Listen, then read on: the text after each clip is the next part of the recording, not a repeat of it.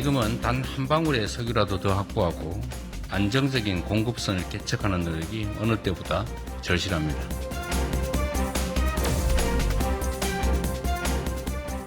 미국 이란 전쟁의 여파로 글로벌 경제가 걷잡을 수 없는 소용돌이에 휘말리고 있습니다.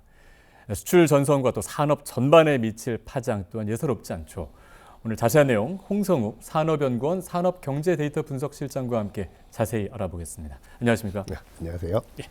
자, 이재명 대통령이 중동 상황 관련 비상경제점검회의에서 관련 내용을 언급했습니다. 3월 9일에 있었던 회의 내용 함께 보시죠.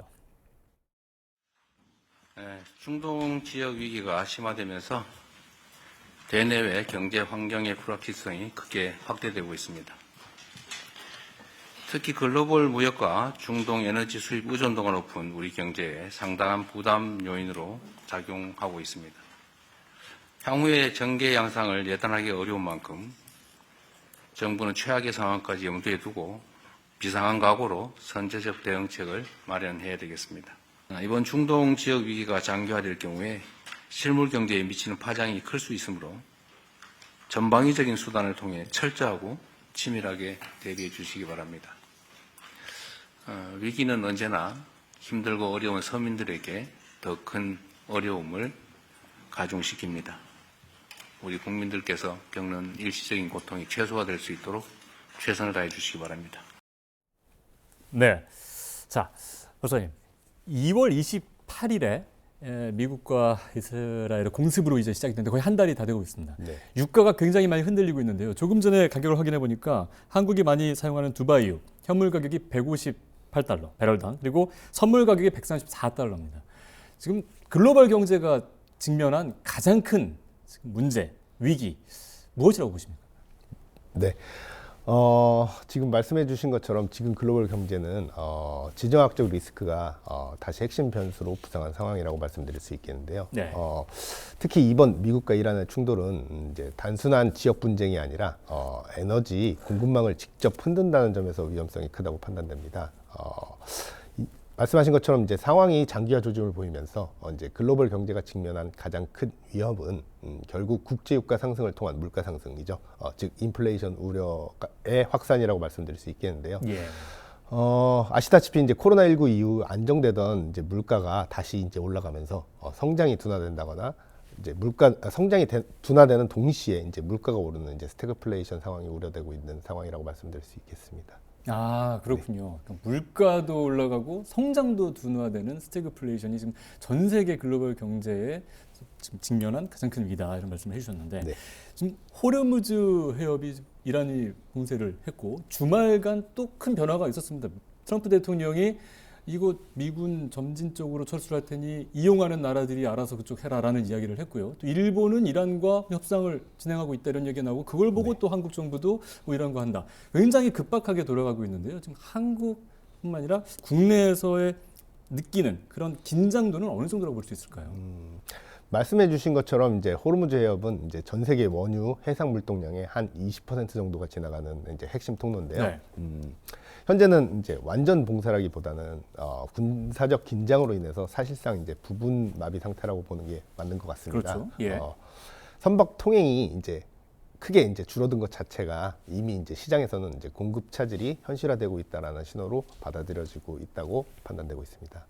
예. 그래서 지금 말씀하신 대로 이란이 선택적으로 좀 봉쇄를 하다 보니까 배들이 그곳을 다니기가 어려운 지금 그런 상황인 맞습니다. 거잖아요. 네. 자, 그래서 주말에 지난 그 파티 비롤 IEA 이 사무총장이 그런 얘기를 했습니다.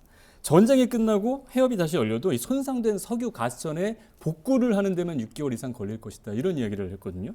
그러니까 전쟁이 이렇게 장기화됐을 때 에너지 공급망이 굉장히 무너질 수가 있는 그런 상황인데요. 어떻게 보십니까? 네, 말씀하신 거에 전적으로 동의하고요. 예. 단순히 이제 기름값이 오르는 수준을 넘어서 이제 극단적으로는 이제 글로벌 에너지 공급망 자체가 이제 흔들릴 수 있다고 판단되고 있습니다. 특히 이제 호르무즈 해협이 막히게 되면 대체 수송이 거의 어렵기 때문에 네. 이제 원유라든지 천연가스 등의 이제 공급 차질이 결국에는 가격 급등 이어지고 생산 차질로 이어지고 결국엔 제조업 그리고 물류가 동시에 흔들리는 이제 복합 경제 위기로 확대될 가능성이 있다고 보고 있습니다. 그렇군요. 자, 그렇다면 조금 관점을 좁혀서 국내 상황을 살펴보도록 하겠습니다. 호르무즈 해협이 이런 식으로 계속 좀 봉쇄가 선택적인 봉쇄가 되고 어려움이 있을 경우엔 국내 경제가 겪게 되는 그런 영향 어디 있다고 보십니까?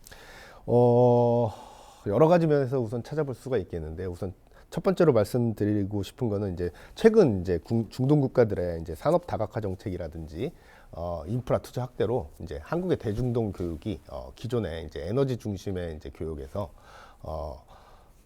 이제 자동차라든지 기계, 이제 플랜트, 소비재 등 이제 산업 인프라 협력 중심의 이제 교육 구조로 변화하고 가고 있습니다. 예. 특히 이제 아랍에미레이트라든지 사우디아라비아, 카타르 등 이제 주요 국가를 중심으로 플랜트나 건설, 자동차, 기계류 등 이제 제조업 제품 수출이 최근 들어서 확대되고 있으며 또 최근에는 이제 화장품이라든지 식품 등 이제 소비재 시장에서도 이제 환극 제품 수요가 증가하고 있는 추세라고 말씀드릴 수 있겠는데요. 이런 측면에서 이제 한국의 대중동 교육은 이제 에너지 의존도라든지 해상물류 경로 집중도가 높다라는 점에서 이제 지정학적 갈등이 발생할 시에 이제 공급망이라든지 물류 리스크에 취약한 구조에 놓이게 된다라는 점을 말씀드리고 싶습니다.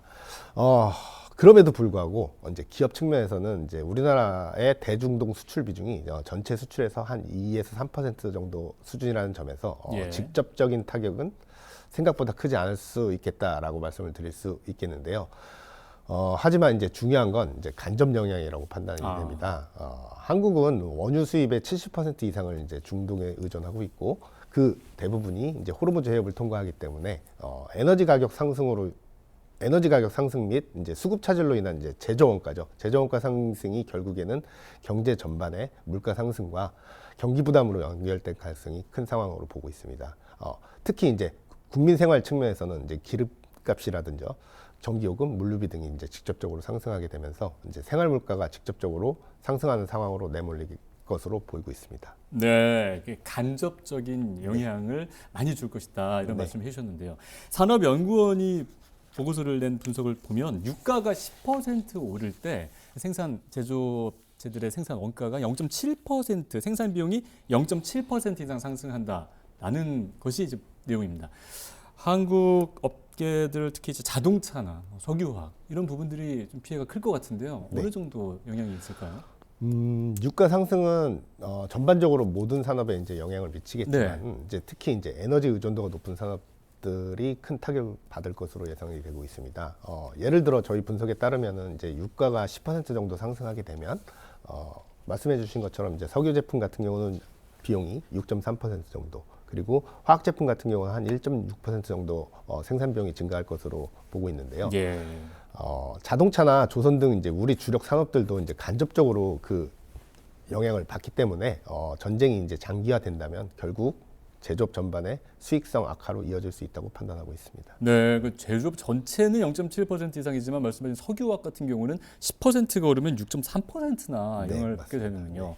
자, 그렇다면 지금 중동에서 발생한 지금 이란과 미국의 충돌 사실 전례 없는 규모기는 합니다. 근데 과거에도 뭐 이스라엘과 하마스의 충돌이라든가 또 후티 반군으로 인한 그런 물동량에 대한 위협들이 있었는데요. 그것과 비교했을 때 이렇게 좀 전례 없이 유가가 흔들리거나 이런 것들을 보이는 이유는 어디 있다고 보십니까? 이번 전쟁이 이제 말씀하신 것처럼 이번 전쟁이 더 위험하다고 평가되는 이유가 이제 4가지 정도를 좀 말씀을 드릴 수 있겠는데요. 첫 번째는 이제 에너지 공급망과 직접 연결된 위기라는 점을 말씀드릴 수 있겠습니다. 예. 이제 과거에는 이제 지정학적 리스크가 주로 이제 금융시장이라든지 일부 지역에 국한에 그쳤다면 이번 같은 경우에는 이제 원유라든지 천연가스 등 실물 경제의 핵심 자원을 바로 흔들고 있다라는 점에서 이제 훨씬 파급력이 클 것이라고 보고 있고요.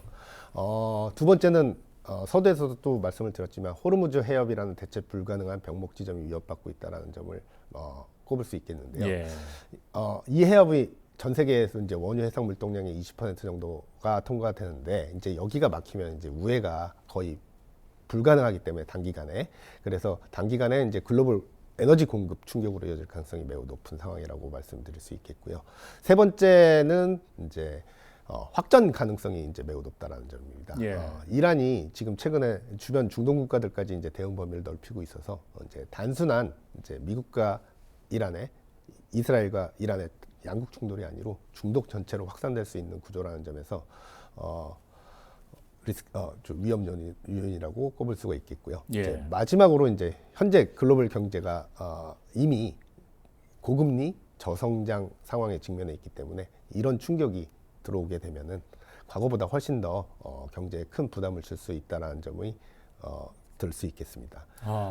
그래서 결국 이번 위기 같은 경우에는 단순한 지정학적 리스크를 넘어서 네. 이제 에너지, 공급망 그리고 글로벌 경기까지 동시에 흔드는 이제 복합 리스크라는 점에서 더 위험하다고 볼 수 있겠습니다. 예, 조금 전에 박사님께서 대체 불변한 것이 호르무즈 협의다 말씀해 주셔서 이 질문을 드리는 게 맞나 싶긴 한데 그럼에도 불구하고 이 수송로를 조금 바꾸는 방법은 없을까요? 뭐 예를 들어서 가스를 뭐 오만 쪽으로 빼서 네. 육로를 통해서 이렇게 온다든가 어떻습니까? 물론 가능합니다. 아, 그렇지만 예. 이제 현실적으로는 쉽지 않다고 판단되는데요. 호르무즈 해협은 이제 대형 유조선이 통과할 수 있는 거의 유일한 통로이고요. 네. 이제 대체 파이프라인도 이제 일부 국가만 제한적으로 가능한 상황이기 때문에 결국 우회는 가능하더라도 운송비 증가라든지 시간 지연 그리고 공급 감소는 피할 수 없는 것으로 보고 있습니다. 네.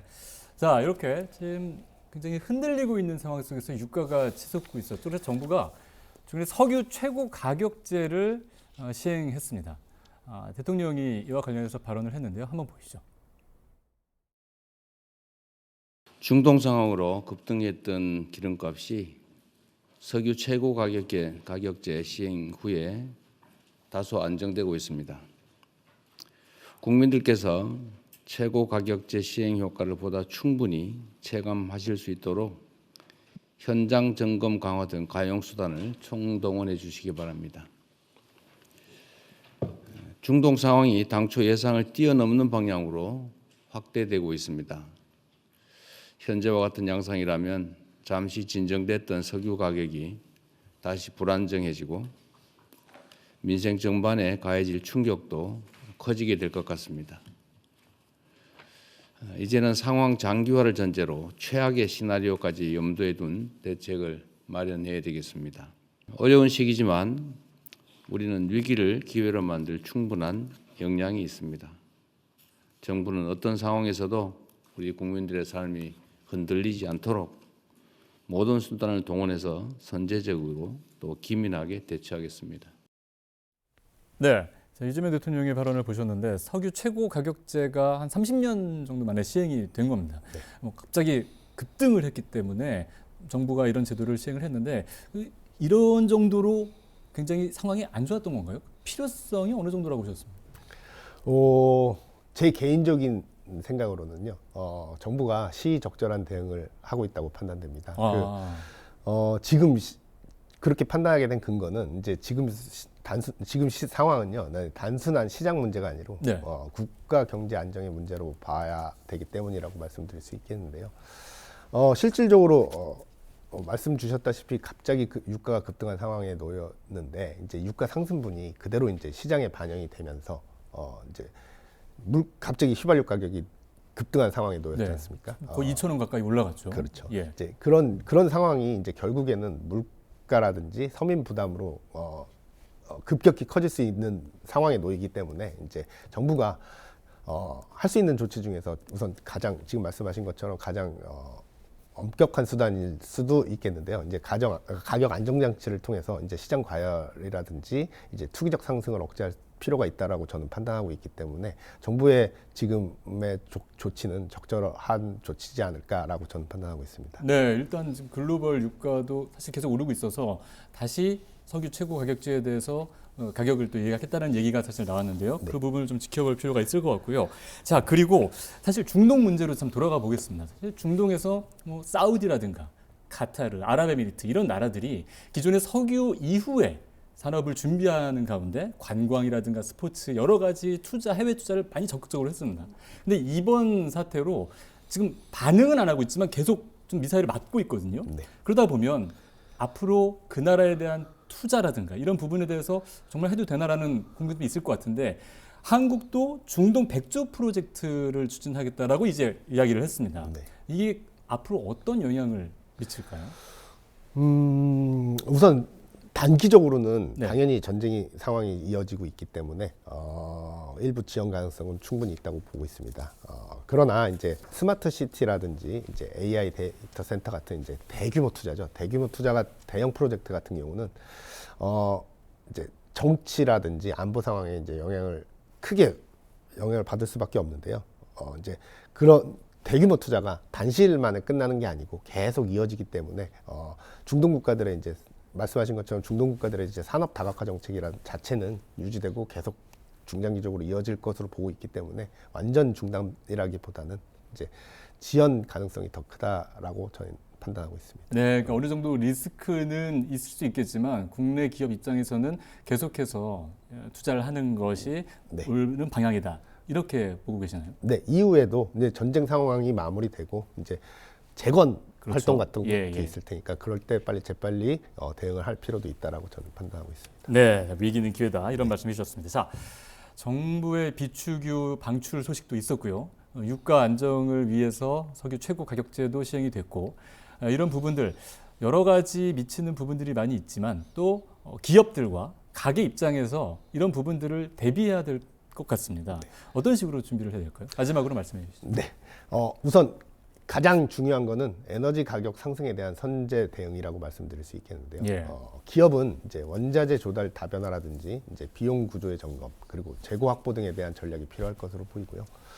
가게 같은 경우에는 에너지 소비 절감이라든지 이제 지출 관리 등이 중요할 것으로 저는 보고 있습니다. 결국 이번 위기는 이제 단기 충격이 아니고 일정 기간 지속될 수 있는 이제 구조적 리스크라는 점에서 미리 대비하시는 것이 핵심이라고 할 수 있겠습니다.